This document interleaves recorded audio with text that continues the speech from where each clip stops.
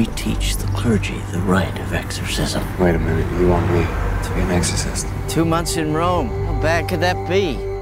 I had a priest very present on the film, Father Gary, and he performed exorcisms himself. It was, it was a lot of research that had to be done to really understand what exorcism is today in the Italian society, which is very different from what we learn from American mainstream movies, obviously. So that research was really, really rewarding and interesting, and meeting real exorcists and see how, how it works and how it doesn't have to be so dramatic as we see it in films.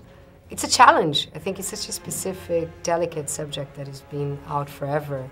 I tried a lot to not be judgmental and just be truthful and open for whatever would come through my research for the character and during the process as the character.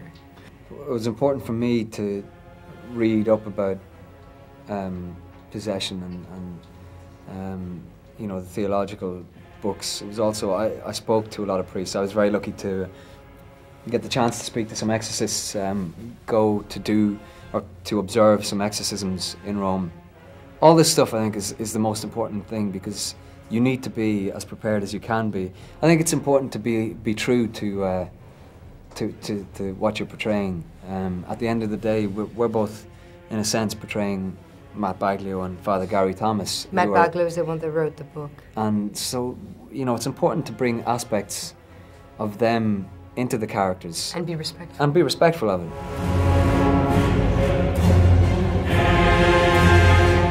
It's not something you think about day to day, on a daily basis, exorcisms and exorcists. But when you begin to read about it and get so heavily involved in it, you can't help but think about it, because I think faith is something that affects everybody, non-believers and believers. It's one of the big questions. So when you begin to delve into it, it sort of raises those sort of questions. Yeah, I'll go through my moments of doubt and unbelief, but that's the state of the human species, and I maintain my faith by keeping an open mind about everything, and actually not worshipping my own ignorance, but actually acknowledging that I know nothing.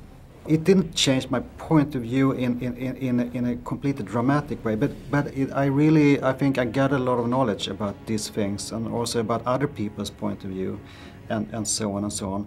I'm a film director. I don't have a point of view. I just put it out there, and I try to make people create their own point of views. I'm baffled, and I'm constantly reading and trying to find out why, and I'll never know the answer. Like Einstein, I'll never find the answer.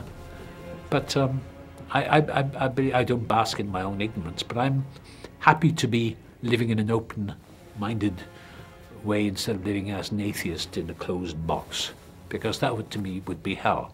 But I respect atheists and agnostics if that's what they believe. But I don't preach or argue or tell them what to believe, no more than I would want to be told what to believe.